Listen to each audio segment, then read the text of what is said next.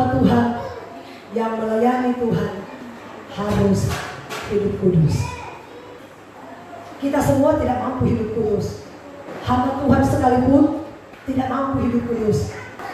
Kenapa hamba Tuhan harus hidup kudus? Semua para pelayan diharuskan hidup kudus. Tuhan akan membersihkan hamba-hamba Tuhan menjadi bejana kemuliaan. Dia akan izinkan masalah bertubi-tubi datang dalam hidup kita. Kalau firman Tuhan tidak mempan menegur kita, berarti masalah lah yang akan menegur kita. Saya senang dengan Bapak Fri. Dia bersaksi luar biasa, saudara. Sebenarnya ketika dia bersaksi, itu bukan untuk mempermalukan dirinya, enggak. Tapi ketika dia bersaksi menelanjangi dosanya, itu untuk mempermalukan iblis dan melumpuhkan kekuatan iblis. Sebab selama dia tidak pernah bersaksi, selama dia tidak pernah mengakui semua kesalahan dosa yang jijik dia lakukan di masa lalu, dia tidak akan pernah terlepas dari dosa itu. Tapi ketika dia sudah mengakui, ada roh yang menuduh dia. Ya tadi kan kamu sudah bersaksi, katanya kamu mau hidup kudus, katanya kamu gak boleh bersinar. Itu menuduh. Ketika dia melangkah jatuh, ada roh yang menuduh dia. Makanya Alkitab katakan, kita akan dimurnikan. Murnikan lewat apa? Lewat masalah. Murnikan lewat apa? Lewat firman. Kalau firman Tuhan datang dalam keadaan keras, tetapi kita katakan, puji Tuhan, itu untuk saya, berarti kita teruji seperti emas murni. Tapi kalau datang firman yang keras, kita berontak, kita menyalahkan hamba Tuhan, pergi meninggalkan gereja, berarti iman kita bukan seperti emas murni, tapi seperti perak dan perunggu. Kalau iman kita perak dan perunggu, datang firman keras, datang tantangan, pasti kita pergi meninggalkan gereja. Habis saya berkhotbah minggu lalu, datang dia menangis sama saya di depan. Mama pendeta, saya ini memang manusia berdosa. Saya ingin sekali dilepaskan dari roh Cina.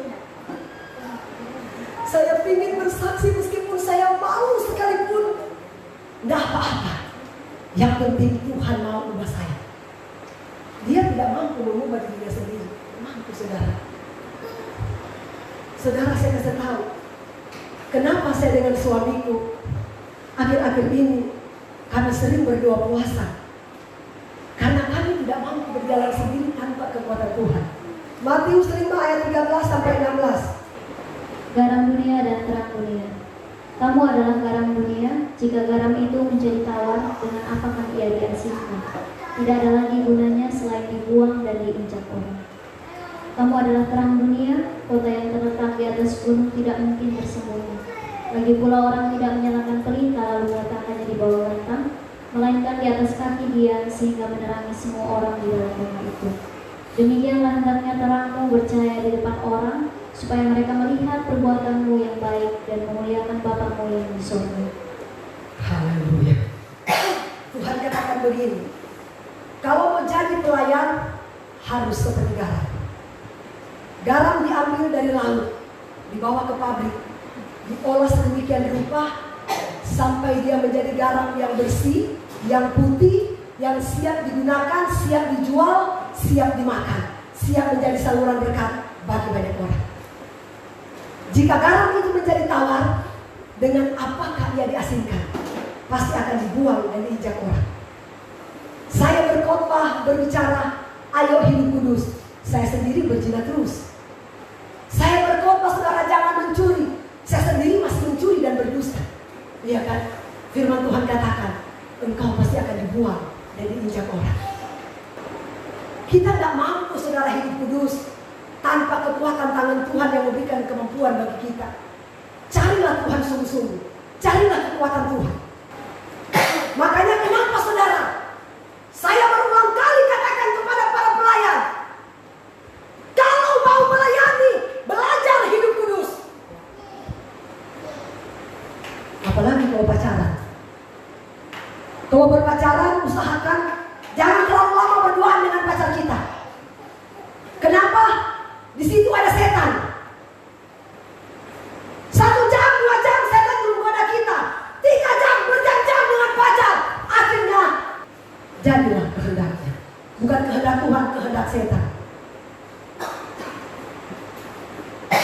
Ada pekerja di sini. Saya nggak usah kasih tahu siapa pekerja ini. Mereka diutus dari Jakarta datang di sini, datang pacaran, berduaan di kamar. Saya marah. Jangan kalian sering berduaan di kamar, ibu tidak suka. Oh berontak, marah. Ya. Posting di Facebook. Saya bilang tidak masalah. Kalau kalian tidak mau dengar apa yang saya sampaikan, satu kelak nanti, apa yang kalian tabung, kalian akan tuai. Sekarang apa? Hamil di luar nikah, laki-lakinya pulang ke Kupang, perempuannya bawa anak, pergi pulang ke Ambon. Apakah nasihat itu baik apa tidak? Baik gak? Kalau dikasih nasihat saudara, belajar dengar. Amin. Kenapa? Jangan sampai setan mengalahkan hidup kita. Haleluya di atas mimbar, tetapi diturun dari mimbar, haleluya. Jika garam itu menjadi tawar, dengan apakah dia diasinkan? Pasti akan dibuang dan diinjak orang. Saya memang lebih keras dari suamiku. Kalau suamiku mungkin kalau menegur masih pakai perasaan, saya enggak. Tegur nyata-nyata daripada kasih yang tersembunyi. Kalau saya melihat seseorang melakukan kesalahan, lebih baik aku tegur nyata-nyata daripada kasih yang tersembunyi. Mau marah apa tidak, terserah. Yang pasti saya lakukan bukan karena saya mencinta, tapi karena saya mencintai orang itu. Amin. Masih pacaran, masakin pacarnya. Nggak ada masakin pacarnya, nggak boleh itu. Kalau masih pacaran jangan dulu pergi masakin itu pacar. Kami waktu zaman pacaran, jangankan kami berduaan, itu dilarang oleh KPP Gembala. Berbicara aja kami harus berapa meter. Kami harus jaga jarak. Kenapa? Kalau masih pacaran, masakinlah pacarnya. Aduh, habis tuh kan dimasakin, marah, putusin. Karena kamu gak masakin saya, putus aja kita, putus. Kamu gak hargai saya. Oh, belum tadi menikah sudah gitu, apalagi kau sudah nikah, gimana? Saya memang keras, saudara. Tapi itu untuk kebaikan. Amin. Lebih baik jaga jarak sebelum hangus terbakar oleh hawa nafsu. Karena ini akhir zaman. Setan berusaha menghancurkan hidup manusia dengan berbagai macam cara. Makanya Alkitab katakan kita akan dimurnikan. Kalau pacaran jangan lama-lama. Saya dengan suamiku pacaran 1 minggu langsung menikah. Tanya. 1 minggu ambil keputusan, cuma berkenalan lewat telepon genggam, langsung ambil keputusan menikah. Padahal saya belum kenal orangnya, mau putih mau hitam. Tapi memang sudah ini jodoh yang diberikan oleh Tuhan. Amin. Nggak usah pacar lama-lama, nggak usah. Ada setan di situ. Saudara, seorang hamba Tuhan yang pernah kita undang di tempat ini, bertemulah di penjara dengan seorang hamba Tuhan. Aduh, kenapa Bapak ada di sini? Kok bisa di penjara? Kenapa? Pelecehan seksual. Sekarang di penjara. Apakah hamba Tuhan dipakai Tuhan itu nggak bisa jatuh itu? Jatuh. Kenapa?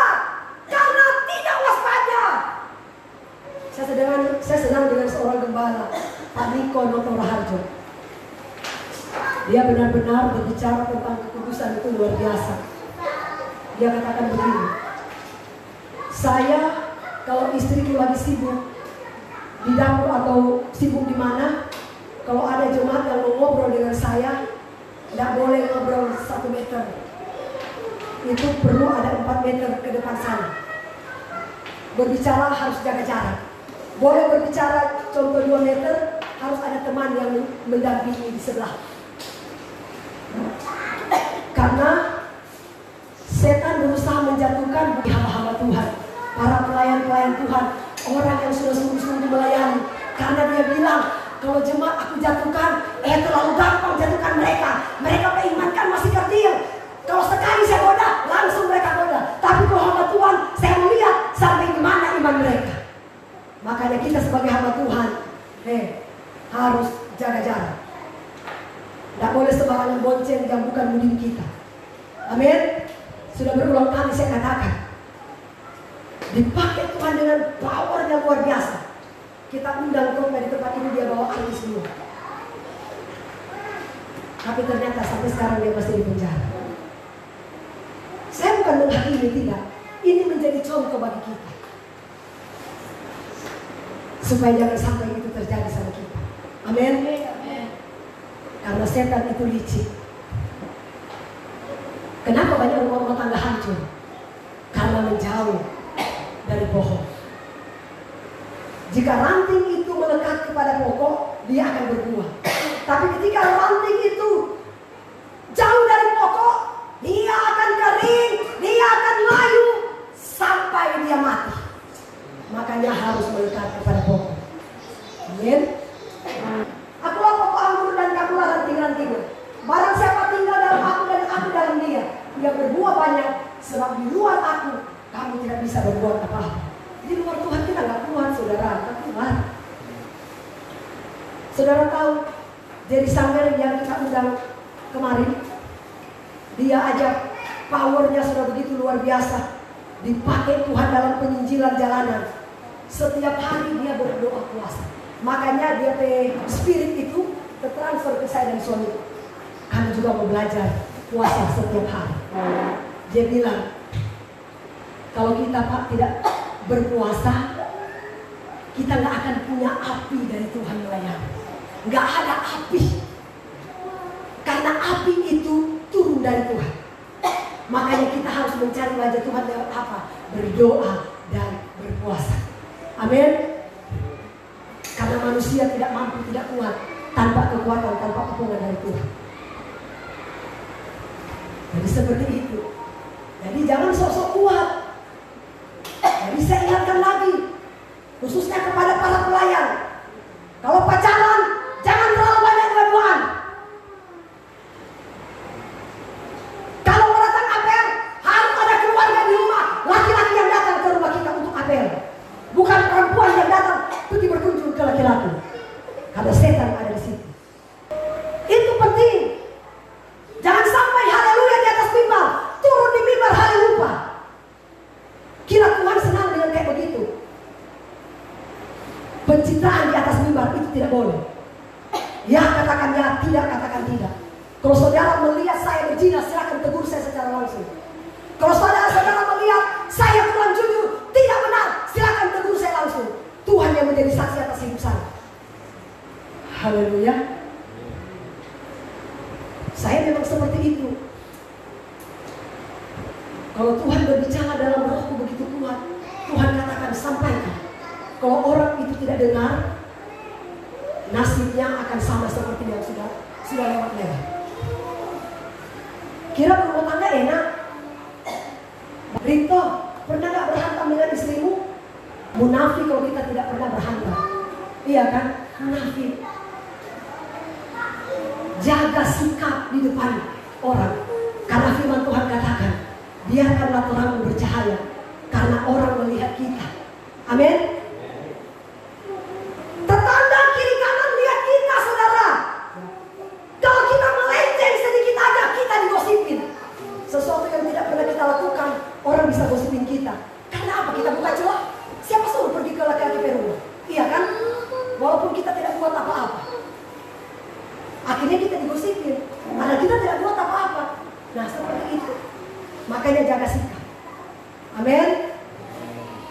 Tuhan bilang kalau sudah tidak tahan, menikah. Menikah lebih bagus daripada hangus terbakar oleh hawa nafsu. Joni pernah pacaran? Jawab jujur. Pernah jatuh tidak waktu pacaran? Pernah jatuh tidak? Itu baru jujur. Gak mungkin saudara kita pacaran kok gak. Baru habis itu haleluya. Jaga sikap di depan orang. Amin. Saya senang dengan orang-orang begini. Jujur. Senang saya. Karena mereka mau berubah. Saya panggil dia kembali sekarang. John, karena Tuhan taruh di rohku. Dulu mungkin dia pernah menghilang. Saya chat dia. John datang kembali. Kami butuh pemain musik. Mama pendeta, nanti Bapak marah saya. Datang sudah, Tuhan yang bicara. Mama pendeta, aku sekat sama Bapak. Kamu takut sama Bapak atau sama Tuhan? Takut sama Tuhan aja. Datang dia. Sekarang jadi bagus. Walaupun kami keras, tetap dia terima dengan luar biasa. Amin, John? Tidak mudah tersinggung kan? Itu menjadi pelayan siap di tempat makanan keras, baru kita jadi orang. Amin. Seperti itu. Kalau sudah di tempat tersinggung, marah, berontak, lari, Ibu pendeta, kira-kira orang seperti itu mau berhasil tapi lama, prosesnya lama. Seperti bangsa Israel, cuma 40 hari karena mereka itu kepala batu di padang gurun, terputar-putar sampai 40 tahun. Lama prosesnya. Tapi kalau kita taat dengan benaran, saudara, cepat sekali Tuhan berkati kita itu. Besok pun jadi kalau kita dengan benaran. Amin. Seperti itu. Sini ada orang tua yang dari teladan kami. Tidak pernah alpa gereja. Kalaupun tidak gereja, Bapak Pendeta minta izin saya ke Palangka. Itu sudah luar biasa. Saya bercerita fakta. Ya. Tidak pernah alpa gereja. Jadi seperti itu. Kita juga anak-anak muda jangan pernah kalah dengan orang tua. Amin. Harus seperti itu Bapak Ibu Saudara. Ya. Mau ke gereja aja tanggung-tanggung. Aduh, Ibu Pendeta, saya ke gereja karena saya kerja. Aduh, kalau Tuhan cabut itu nyawa selesai. Nyawa kita ini Tuhan punya, saudara. Aduh, minta ampun. Kalau besok kita mati, pertanyaan surga atau neraka? Gerson, kalau kita mati karena mabuk, surga atau neraka? Sudah tahu kan? Tapi saya bersyukur Pak Gerson sekarang sudah setia. Ya Pak Gerson, dia belajar dari pengalaman. Oh Pak Rianson, Pak Jeffrey juga sudah mulai setia. Amin. Istri pergi tidak apa-apa, belum menikah, Tuhan berikan yang terbaik. Amin. Kecuali kalau sudah menikah, saya bilang jangan cerai. Karena belum menikah dia bilang Tuhan kasih yang terbaik, yang tangguh. Amin. Tuhan punya rencana yang indah buat kamu. Haleluya. Karena tidak ada masalah yang tidak diizinkan oleh Tuhan. Masalah diizinkan Tuhan memancing kita supaya kita mencari Tuhan. Amin. Kita nggak usah lagi ingat-ingat dosa yang sudah dulu-dulu. Kalau memang kita pernah jatuh, nggak usah ingat. Yang Tuhan hitung itu yang sekarang kita sudah bertobat. Amin. Sekaranglah kita harus hidup benar. Amin. Dosa-dosa yang dulu nggak usah diingat-ingat, kecuali kita mau bersaksi nggak masalah untuk menguatkan orang lain. Tapi kalau kita ingat-ingat, kadang-kadang manusia, Tuhan aja sudah lupa kita berdosa. Tapi manusia nggak bisa melupakan dosa manusia. Iya toh? Oh dia begini-begini, padahal Tuhan sudah ampuni dia. Iya toh? Kan seperti itu. Ya. Coba saudara, kita buka dulu ayat. 1 Petrus 4 ayat 17. Adik Yusri bacakan buat Tuhan. Karena sekarang telah tiba saatnya penghakiman dimulai, dan pada rumah Allah sendiri yang harus pertama-tama dihakimi. Dan jika penghakiman itu dimulai pada kita, bagaimanakah kesudahannya dengan mereka yang tidak percaya pada Injil Allah? Saudara dengarkan ya. Akan tiba saatnya penghakiman dimulai. Yang Tuhan pertama-tama hakimi Pak Jeffrey, dia bukan orang sana, bukan orang yang tidak pernah gereja. Tapi yang Tuhan akan hakimi kayak kita yang sudah setia. Kita akan dimurnikan oleh Tuhan. Kenapa saudara? Karena dari situ akan datang pengujian. Ketika Tuhan izinkan masalah bertubi-tubi datang dalam hidup kita, mau gak kita tetap setia dengan Tuhan? Makanya dia bilang, akan tiba saatnya penghakiman dimulai. Penghakiman dimulai bukan dari orang luar, tapi penghakiman dimulai dari dalam rumah Tuhan sendiri. Ayat 18, bacakan. Dan jika orang benar hampir-hampir tidak diselamatkan, apakah yang akan terjadi dengan orang fasik dan orang berdosa? Saudara lihat ya. Dan jika orang benar, saudara dan saya merasa orang benar karena sesuatu gereja, hampir-hampir tidak selamat. Aduh, kita aja sesetia Ibu Pendeta hampir-hampir tidak selamat. Ini sendiri. Apakah yang akan terjadi? dengan orang yang tidak pernah gereja, orang fasik dan orang berdosa. Sudah jelas pasti mereka neraka.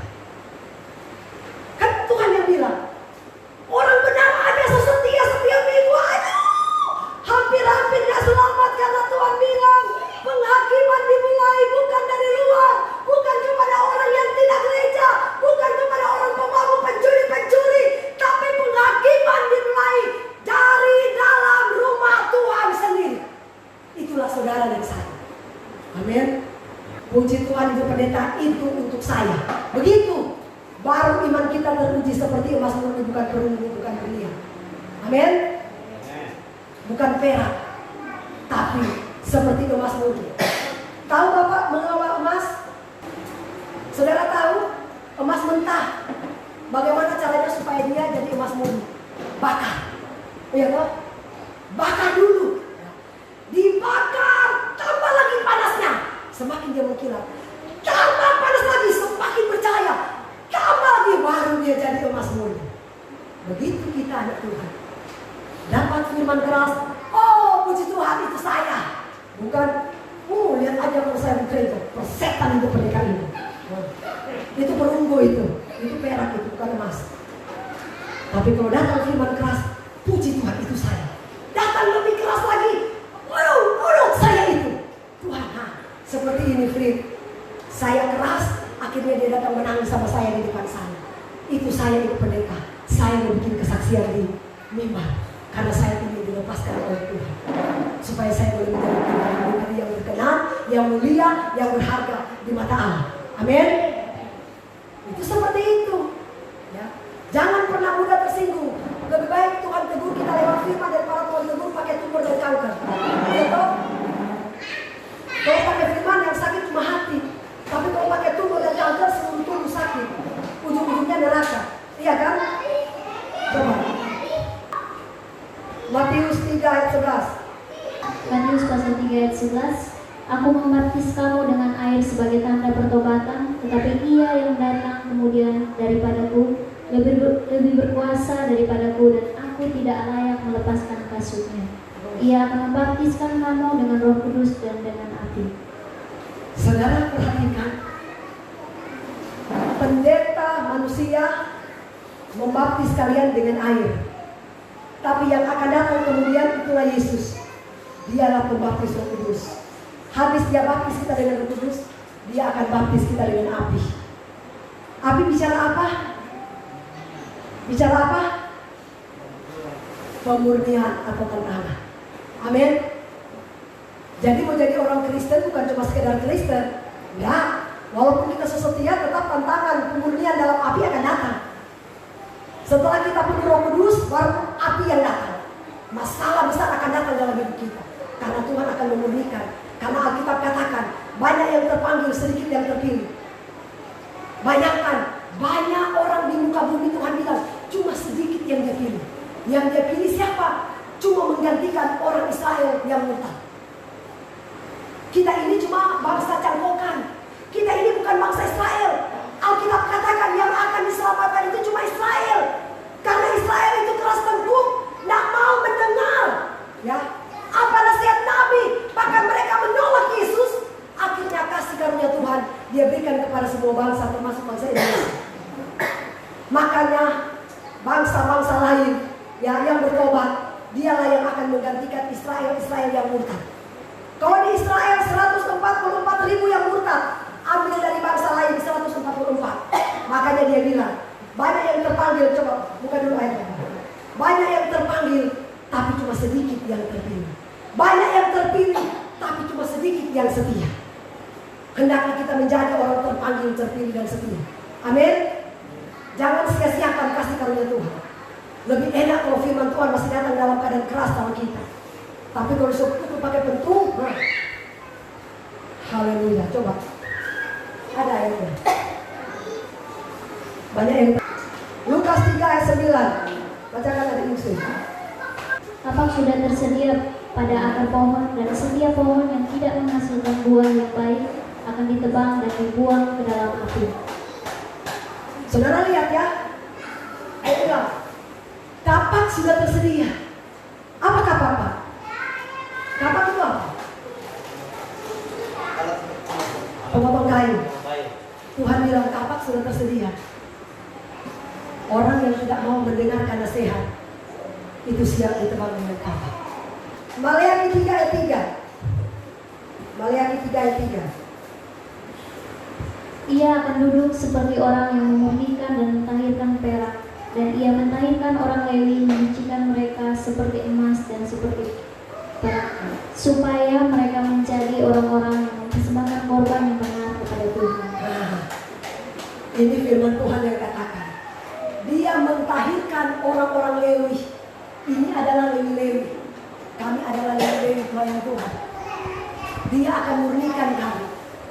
Kalau saya sebagai hamba Tuhan cuma pencitraan di atas mimbar, berbicara kekudusan, saya sendiri tidak kudus, Tuhan pasti akan potong saya. Tuhan akan tebang saya. Karena apa? Jika garam menjadi tawar dengan apa dia diasingkan, pasti akan dibuang dan diinjak orang. Tuhan bilang lebih baik ku potong kamu, lebih baik ku tebang kamu. Daripada apa? Kamu cuma pencitraan aja di atas mimbar. Kau tapi kamu sendiri tidak mampu melakukan apa yang engkau sampaikan. Haleluya. Coba Amsal 17 ayat 3. Tui adalah untuk melebur perak dan perapian untuk melebur emas, tetapi Tuhanlah yang menguji hati. Bui itu untuk melebur emas. Tapi seperti yang saya katakan, kalau kita mau menjadi gereja seperti emas, jangan pernah mudah menyerah. Apapun yang terjadi, kondisi apapun yang Tuhan izinkan terjadi dalam hidup kita, tetaplah semangat ikut Tuhan. Karena kita akan mendapatkan kemuliaan yang Tuhan sediakan buat anak-anak Tuhan yang setia kepada Tuhan. Amin. Coba ayat terakhir, 1 Petrus 1 ayat 7. 1 Petrus 1 ayat 7.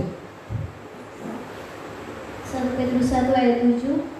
Maksud semuanya itu ialah untuk membuktikan kemurnian imanmu yang jauh lebih tinggi nilainya daripada emas yang panah, yang diuji kemurniannya dengan api, sehingga kamu memperoleh puji-pujian dan kemuliaan dan kehormatan pada hari Yesus Kristus menyatakan dirinya. Haleluya. Maksud semuanya itu untuk menguji kemurnian imanmu. Amin. Saudara, memang gak gampang. Kalau kita cuma mencari kepujian manusia gampang. Betulnya Pak Gerso, Pak, istilahnya cari muka aja supaya kita mencari kepujian manusia. Tapi kalau ingin mencari kepujian Tuhan, lihat orang bersalah ke rumah, mau dibenci sekalipun gak apa-apa. Yang penting Tuhan disenangkan. Amin.